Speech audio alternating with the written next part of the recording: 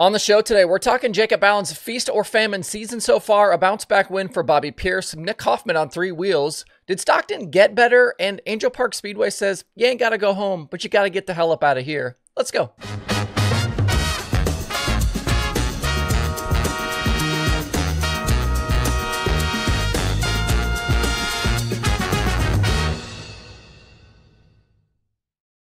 It's Monday, May 20th. I'm Justin Fiedler. This is DIRTRACKR Daily presented by Kubota Genuine Parts. It was a busy Sunday around the country with all sorts of dirt racing going on. We'll start first with the World of Outlaws late models at Path Valley.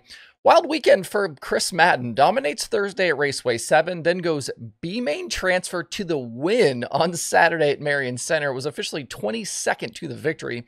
And then last night, he was out of the main event before it even started. It looked like maybe some sort of electrical issue during pace laps.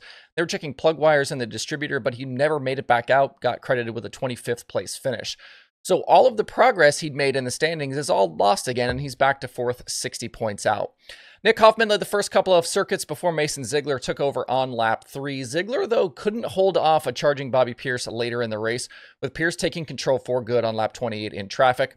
Outlaw win number 2 on the season and a bit of a bounce back for Pierce after a rough couple of weeks. He was 3rd in a B-Main at Farmer City and 16th at Fairbury, both of those with Lucas. Then 10th and 13th coming into Sunday.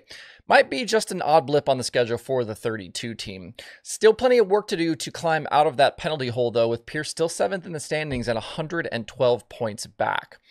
Hoffman barely hangs onto the championship lead headed into this coming weekend's action. He ended up 7th after leading those laps early.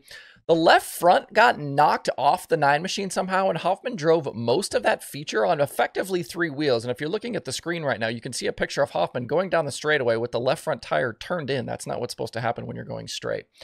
There was contact in there somewhere with Ziegler, and I don't know if that broke the left front or if it was something else. But impressive work, though, that he was able to scratch out a top 10 even with that broken suspension. Bishop as well, also on the night's podium, so the gap between the two is just 4 points. Ultimate Motorsports Park is next on the schedule for the Outlaws. That is coming up this weekend.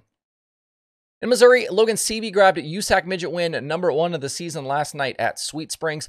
Cale Drake and Dazen Pursley led laps late, but both ended up out after incidents. Seavey drove up from 6th to the win, leading just the final 2 laps. With only 3 races complete, Cannon McIntosh leads the championship right now over Pursley, Zach Dahm, Seavey, and Ryan Timms.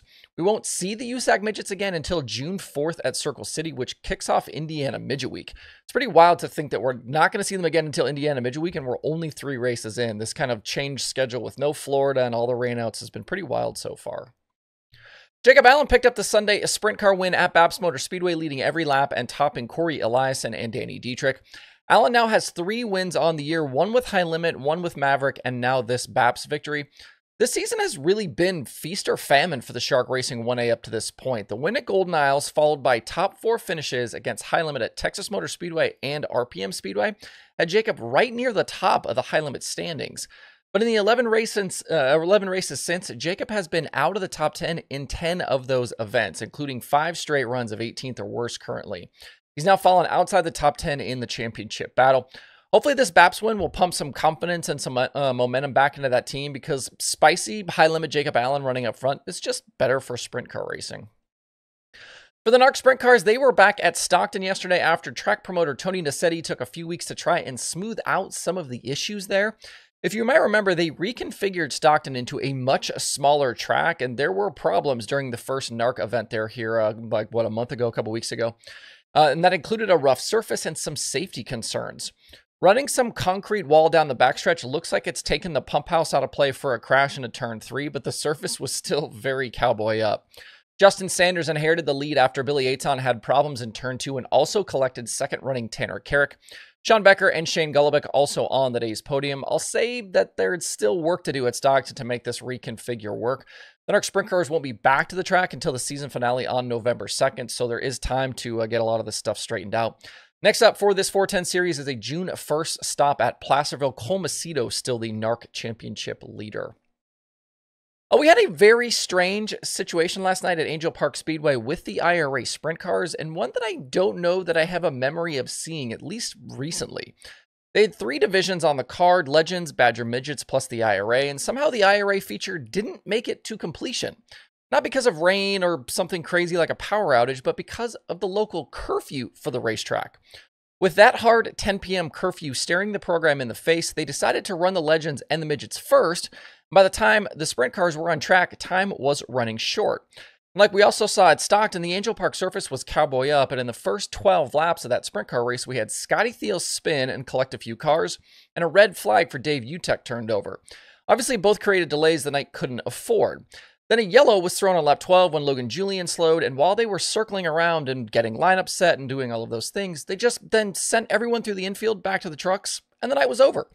They weren't to halfway, and the curfew was in place, so race over, feature incomplete. All drivers were given equal points and equal pay for the event. Travis Aarons was the leader at the time over Kyle Schuett and Tyler Rankin. That's a tough look for the track and the series, and maybe they need to take a look at how these programs are laid out in the future. I saw as well that things were possibly delayed to start the night, and if that was the case, they need to make adjustments. You have a traveling 410 sprint car series come through, and their race doesn't get finished, but the local divisions did. Even if you aren't going to alter the schedule on the fly, I would have liked to have seen a little more urgency as well there towards the end, maybe shifting the midget race victory celebration until the end of the program, and then nixing the IRA 4-wide. You can't be running around in a 4-wide saluting the fans when you're going to run out of time. Push the sprint cars off and start the thing. They needed 3 more laps for an official event, which means just a few more minutes would have done it.